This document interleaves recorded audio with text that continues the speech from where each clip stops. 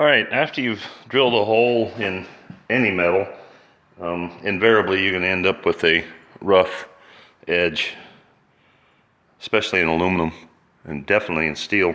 And if you don't take it off, it won't, lay flat on whatever it is you're bolting it to.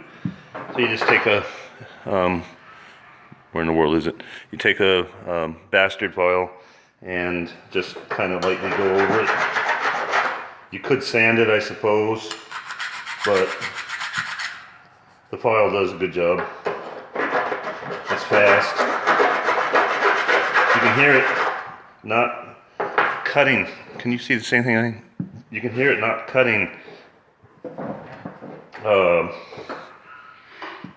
when it starts sounding smooth like that.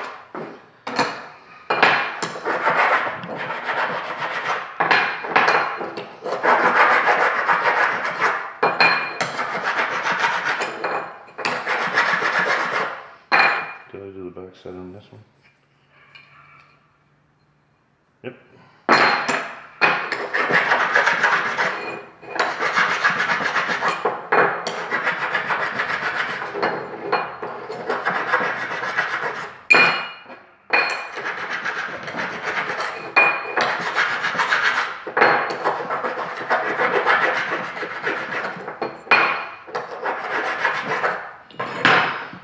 And that would be that. Now, here comes the part that I have absolutely no idea what I'm doing. Well, I know what I'm doing. I don't know what I'm doing was going to work. Let's see. You're looking at what would be the left edge as you're standing on, or left side as you're standing in front of it with your armies in the hole. And like I said, I wanted to put one on the end, kind of one in there, and then divide it up, one over there and then one at the other end. So I know for a fact that I want this one to be here at the front from what would be the closest point, because no sense having it there and having this floating around when there's going to be one back in here. So I'm going to go with a wild measurement of 1 inch. That sounds about just ducky. Alright, so I'm going to go my 1 inch. Got a clamp set here.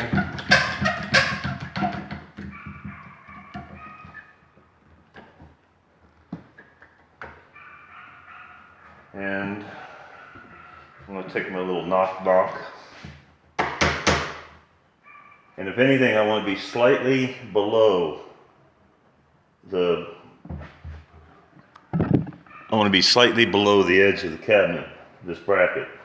And the reason for that is because, well, the top won't sit flat to this, and sand or whatever the media is. Shit, I left the scanner on. Hang on a second.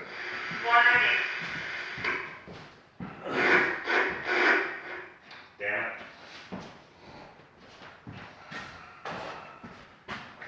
The reason is with the whatever media that's in there being blown around, you don't want it leaking out. And I'll show you how I'm going to seal that here in a bit. But so I don't want this proud of this, so it has to be down below. And I'm thinking just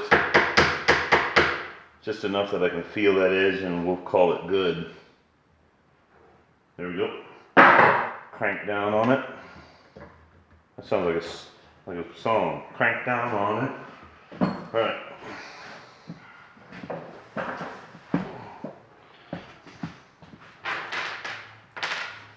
Since those holes are pre-drilled, the mounting holes, I mean, it should go in there pretty darn easily.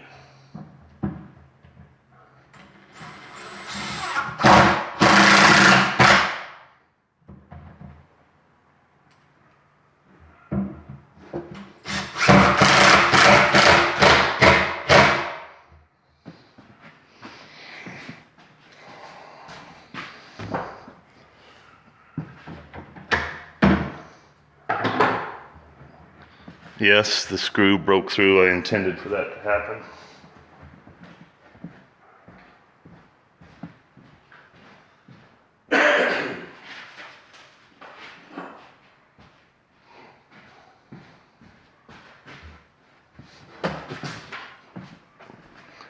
And I'll bring a square over here just to see. Yep, we're down about, not even a little bit, maybe a 30-second, which is perfect. Alright, and the square to the world, and I'll move on. I'm thinking I'm gonna do that length into thirds maybe. I'm gonna lay it out and see, and I'll pick this up in a bit because I gotta figure out, there's that top, that part over there is what will be the window door. So these are already milled out with their angels on them, and so that is what gets the bolts through, and I'll pick this up in a bit. Okay, I'm back. I've got the top cut, obviously, and bolted down, and I put that in position so that I could get ready to mill out the door or the window door. And it's, it's bolted down, but not tight. It's where it's supposed to be. Over here is the window door, and I've got it laid out with some pretty weird looking dimensions to you, where the one up there is wider than the one down here, what would be the bottom edge, and then the side or the ends is completely different. And there's a reason for that.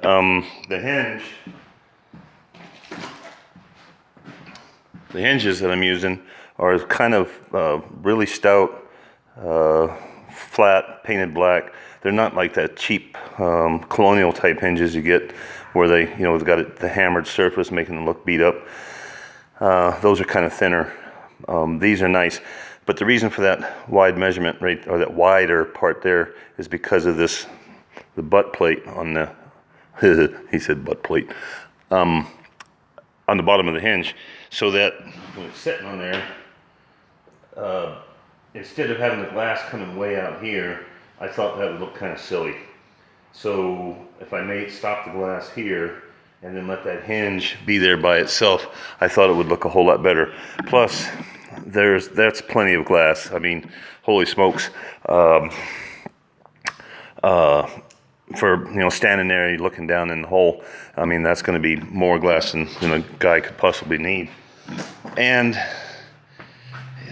I got it laid out with the pencil lines. I already have 3 lines cut, and you're probably wondering, how in the world can you do that? Well, you just use a skill saw and do what they call a plunge cut. Another way to do it would be to drill holes in the corners and then, jigsaw it.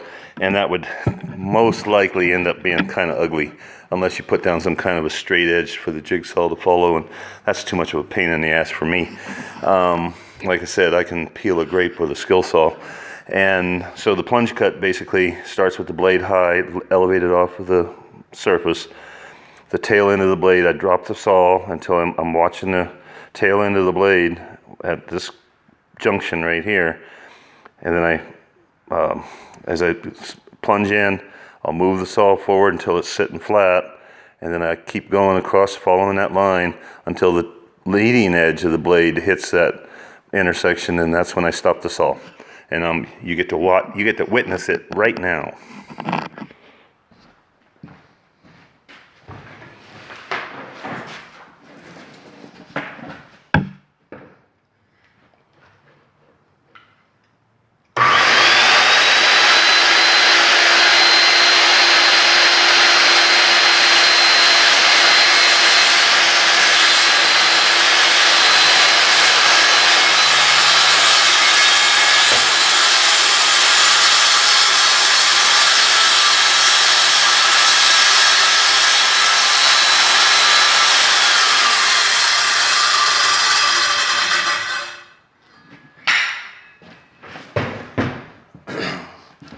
And that's all I've got to say about that.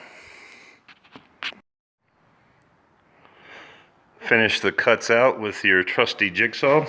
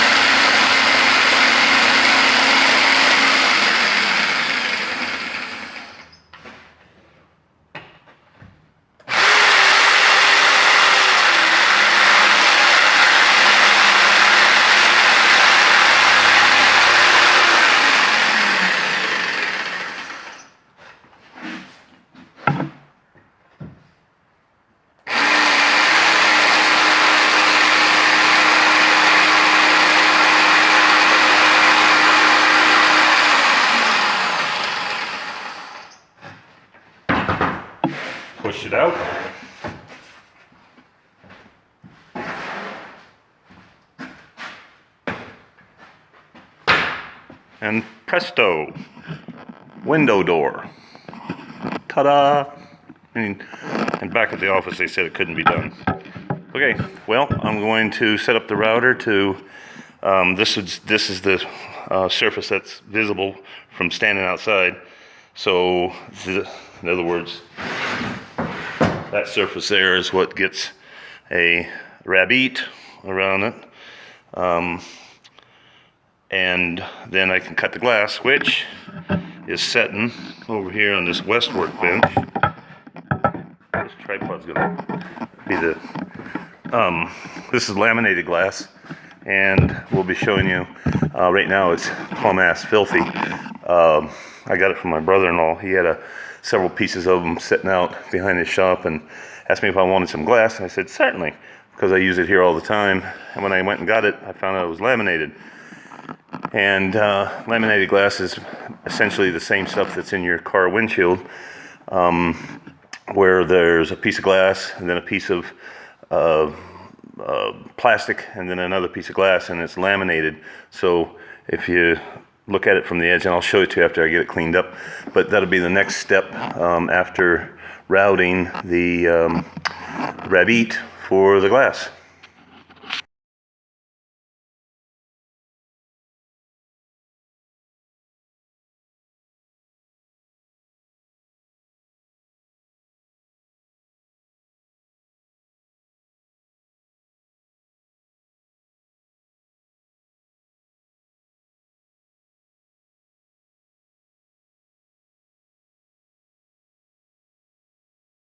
Okay, I'm going to finish up putting the rabbet around this door. It's upside down. The glasses will go on the bottom edge of the door, bottom side. And when I'm freehand routing, I like to put a carpet foam pad on the workbench. You can get it in any carpet store. It's called Rebond. And I get it so that it's as wide as the workbench, 4 feet, and a little bit shorter than the length. And with anything routing, the inside, if you have a box like or hole like this, you would go clockwise, and then if you are on the outside, then you would do counterclockwise. And the reason for that is for the bit, so the bit's not feeding you, you're feeding it. And we'll finish this up right now.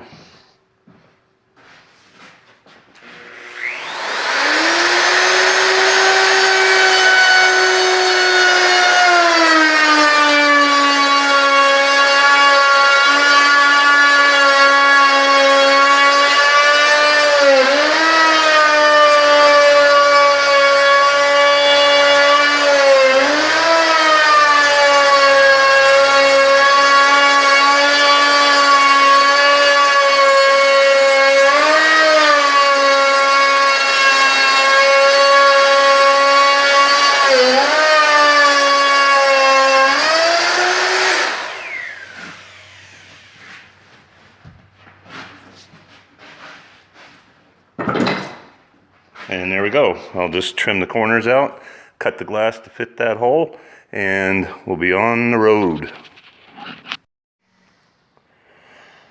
Okay, I'm pruning out those rounded corners and turn them into square corners.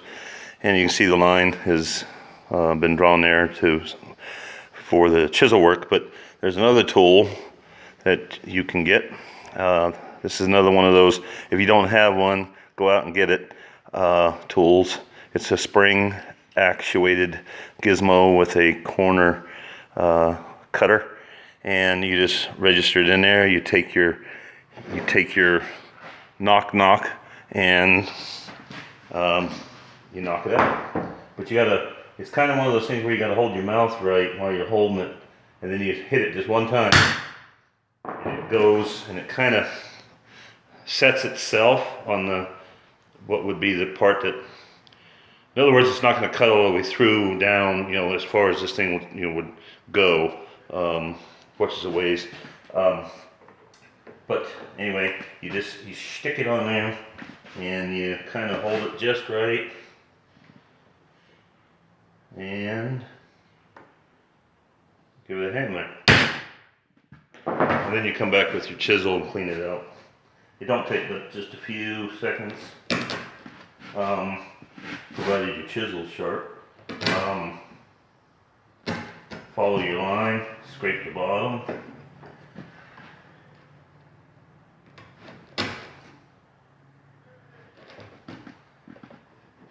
You want to make sure it's flat, otherwise the glass won't sit in there properly.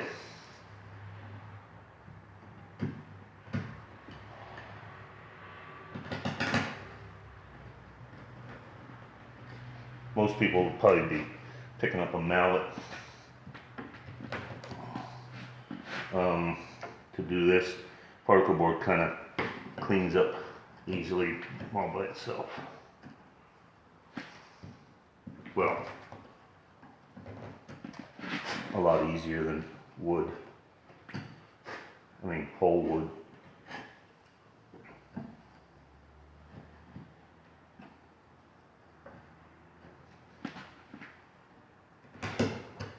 Okay, she's done. I'll hold it up here where you can look. You can see a nice crisp corner there. The chisel finishes out, you know, the remaining, the bumble that would be down in here. And I already did the other two, so now I gotta put this in paint, so, because I want the thing painted before I put the glass in. Excuse me. Okay, I'll pick this up probably tomorrow. This is Saturday, April 30th, in fact. And I'll pick this up and tomorrow, and this the door will be dry and I can cut the glass. We'll chat at you tomorrow. Okay, welcome back. This is Tuesday, May the 3rd, and I didn't get a chance to work on this Sunday or Monday. I was out doing painting jobs.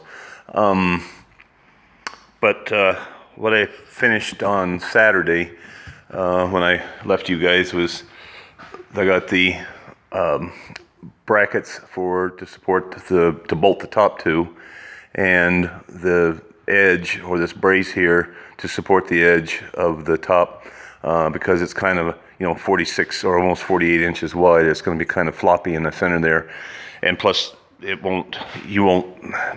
won't interfere with whatever's happening down in here in this little tub, because the door is going to be here, don't forget, you know, so you're not really going to be seeing it with that angle.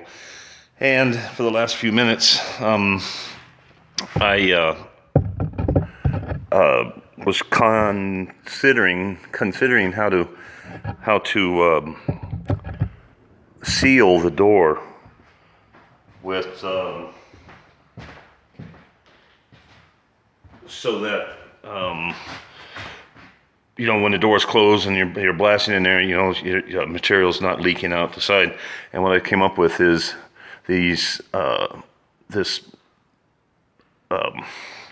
gasket, I guess, that you would typically find in exterior doors. So in other words, this part right here goes down into a slot, and then this squishy part up here, you know, folds down and then, you know, makes contact with whatever is being closed. And so what I've done is taken the skill saw and run a trough up the edge there, and this edge over here, those are straight cuts, but the angled front here, sorry about the bouncing around, angled front here needs to have the sole of the skill saw adjusted, as well as this one. Now I know that this one is 18 degrees, so I've got this little, hang on, I've got too many damn things in my hands. So like I said, that's 18 degrees, and I've got a line on the edge that I'll follow the blade of the skill saw, and then the sole of the saw is set at an angle for the 18 degrees. So all I got to do is just follow the line, and then that would be done, and then I'll just have to do the other edge here. So let's do it.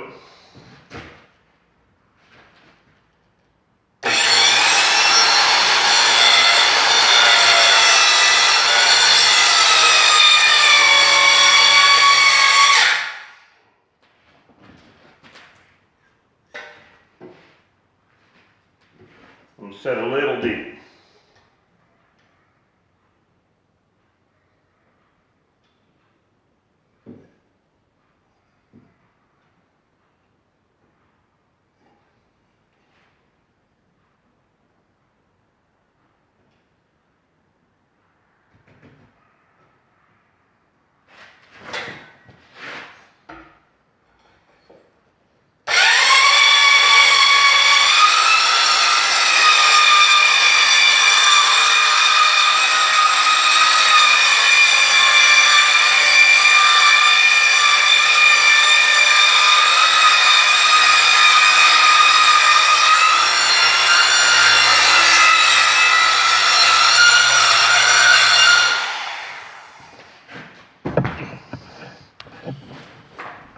And that should do it.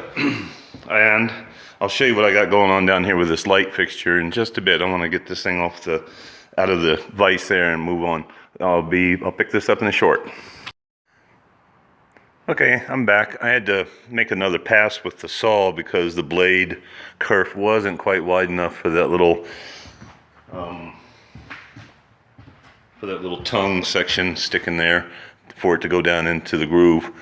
So I had to make another pass and just a little bit wider, and then it just pushed right in and it's nice and rigid.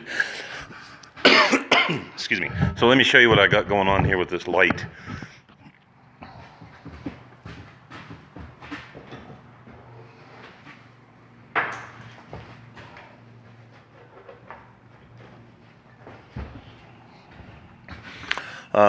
My mother-in-law was down in Missoula yesterday, and I had her swing by Home Depot and pick up this LED under cabinet light to put, for this project here.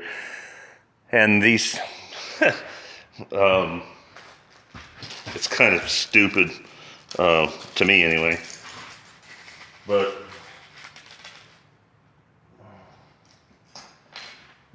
they send these goofy brackets that you would, in this case, this one would screw under there, and then that lamp is supposed to, stay in there. But the problem of it is I see too much of a possibility of the light fixture sliding. So what I did was took some plumber's tape and made a couple of brackets for them, and you can see where to keep it from moving, and it's pretty tight. And then this cord kind of plugs into it. It's sort of a slip fit, it's not a hard wire. And well, with this top down and somebody yank on the cord, it could pull it out. So I made this little doodad here, this block, and this sharp edge corner. The stop here is butted up against the end of the wire thingy, and it keeps it from moving, pulling out. And then I got a trough cut in it, and then there's a notch cut in the side of the box. You can see it over there, right up there. And then that wire will tuck down in there, and I'm fixing to put that thing on right now because I got the foam seal on it, and then I can move on with the rest of it. So we'll pick this up here in a bit after the top is down. Okay, I'm back, and at this stage I've got the door seal in around the entire thing. And if you look at it, this is the same seal as I mentioned earlier that you find on exterior doors, but if you look from the end of it, it's kind of got like a hole there. Well, I got to thinking about it, and it would be kind of silly if that was turned the other way, meaning if this here was on the inside, that would get filled with sand or whatever media is being used, and whenever you open the door, it would fall out. So I said, well, shit, it's a no-brainer. We'll just put the round side on to the inside of the box, and that way it won't collect any of that material. And it's wedged in there pretty good. I'd have to really work at it to get it out of there. And then the next thing I did was the control panel. Now my buddy Frank laughed at me when I first discussed this, and I said, well, now I gotta consider the control panel. He goes, what, you mean the light switch? And why is it blurry? And I said, no, it's gonna have more than a light switch. Well, I went into my little drawer here. Well, not a drawer. Well, I guess you can call it a drawer. But I got a box here that says "Neat Project Stuff and Shit," and inside there's a whole bunch of stuff and outlets and doodads, and one of them was that spring-loaded outlet there that kind of fits in a hole, and there's little springs on the backside, and it pushes air. So the switch on the left turns the light on, and then the switch on the right turns power to the outlet. So when the vacuum is plugged in there, you don't have to reach down and find the switch on the vacuum cleaner. You just hit the switch. So that's my control panel. And I'm fixing to put the door up there. I decided I'm not going to put the glass in first. I'm going to stick the door up there, mount the hinges, and then put the glass in afterwards, because it seems that it'd be a lot easier a lot lighter too, to do it that way. So I'm fixing to do that right now. Okay, I got the door mounted in position. The hinges are on. It operates nice. Get my hand on it here. Fold it up, and where this where this thing is going to be setting will be against the wall. So when the door is open, it'll rest against the wall, so keep it from slamming down. And as you close it, it really nestles down there, really nice and tight. I'm going to use some clasp type connectors. They got the little turnbuckle type of thing, but I don't have any here. I've got to go find them at Ace Hardware or somewhere else. I got the Army holes in them, and ultimately it's going to set over here where the setting scroll saw station is. It'll be backed up to that wall there, and right up in that space there will be a wall-mounted vacuum system for it. And I think that's the best location that I can find here in the shop. I definitely don't want it in the finish room because of, well, it's hard. It's wide enough for a vehicle to come in here, but by the time you start getting cabinetry and stuff like that, it just will be just too tight. And I ordered the flanges for the vacuum cleaner to go on the side. One, the goes out or the suck side will be over there, because that's where the vacuum cleaner will be, right up there. And the goes-inza will be here. And if I decide I want to have a vacuum blowing air, and then the other one over there sucking air, then it might create a positive and a negative effect in there, and it might keep it a little bit not so much foggy. I don't know. I'm playing with that idea. I haven't gotten there yet. But the flanges for the vacuum cleaner, for the hose to connect to, were ordered yesterday, and I don't anticipate finding them here until, maybe the end of the week if I'm lucky. But I'm going to move it, and I'll go have the glass cut, the laminated glass, to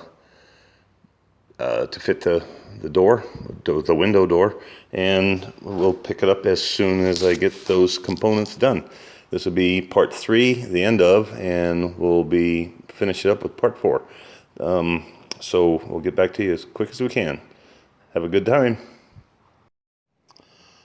Alrighty, well, I got the cabinet moved into position where at the moment it's going to reside until I decide it needs to move.